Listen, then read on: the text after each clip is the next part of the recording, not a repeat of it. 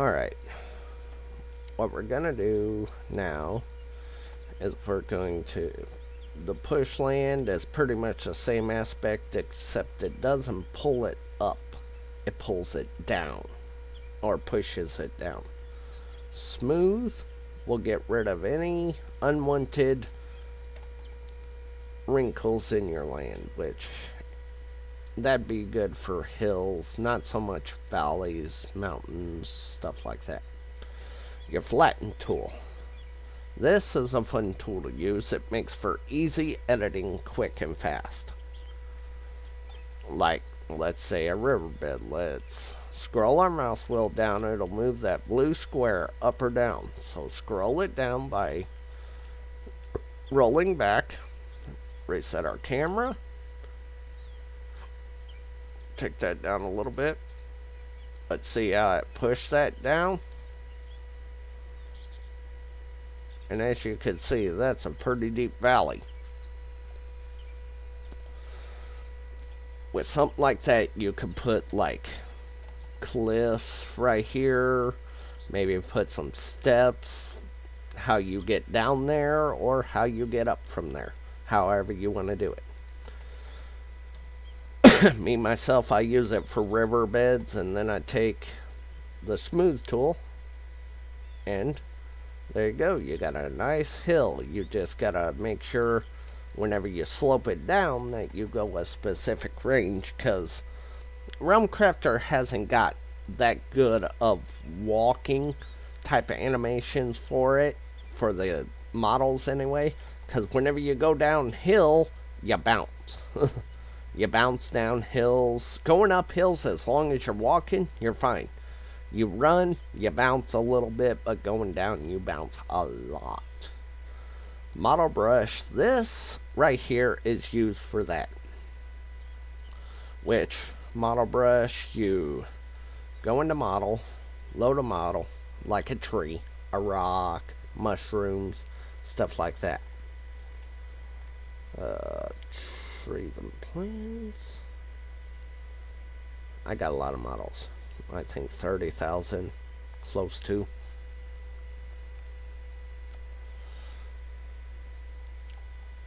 Accept.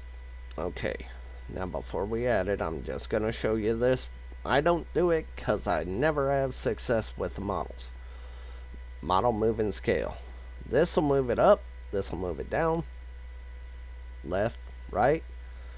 This will move it. Hold on. Oh, down, up, left, and right, or forward and back, depending on where your zone is. Left and right. These all rotate at different axes. Then you got your scale buttons down at the bottom. That'll make your tree bigger, smaller, whatever you want. Okay, now we go into the model brush, add. See, I put it over here. And the scale is 100. Scale variance 100. I ain't ever messed with that, so I couldn't tell you what them are used for. But I know how to make the model brush. So, we got that. So let's go into the model brush options. Edit. No. I think we go into, no, edit, auto brush. See that model brush option? It'll put a bunch of those plants that you had added. And it paints them on there like a paintbrush. You can make a forest real quick this way. But I don't use it because the models never turn out great. The delete model brush, it gets rid of all the models that you painted onto your map. Like if you mess up, whatever. Now we'll go ahead and paint some models. Hide models, gets rid of them. Show models, brings them back in.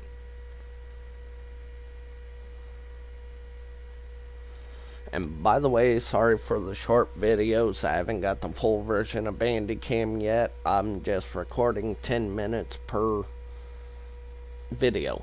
So bear with me. Now let's go back to the textures. Whenever you get done texturing, I'll see that little yellow ruler. Well, can't quite see it right there.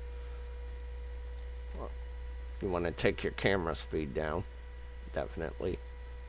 And it'll slow you down to where you could get a close-up look. See, now that grass texture doesn't look all that grand. So if you got more than one that needs scaled, click scale all textures. But me, I scale each one individually to get them right. But see, it'll move that texture down, and it'll pretty much shrink the texture. There'll be more of them on it, but we shall scale it down to where it looks fairly decent as a grassy land.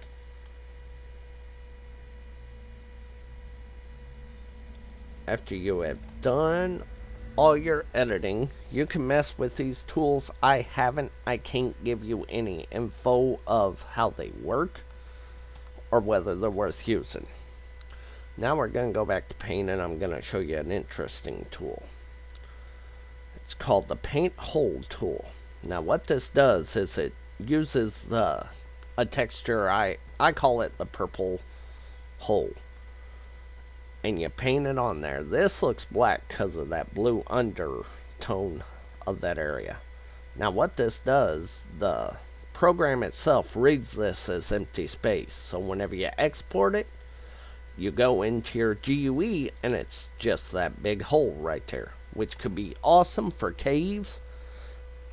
But me, myself, I just set up an interior with a black door and just have a warp from there into the cave, because caves are not going to be lit up. If you add it on the terrain, then it's going to be the same brightness and contrast of the zone that you're using. Once you're done with all your editing, you want to click save, put in the name, and then hit your save button. It'll ask you, would you like to encrypt the terrain? You can if you want. I only encrypt the zones that I'm going to be using for a game. Alright. I'll be back with another video on the full editing. I'll make a nice little island. Please like and subscribe for more videos. If you have a suggestion for a tutorial video you'd like to see, let me know in the comments below. So for now, RC community, have fun, happy building, have a good day. Bye.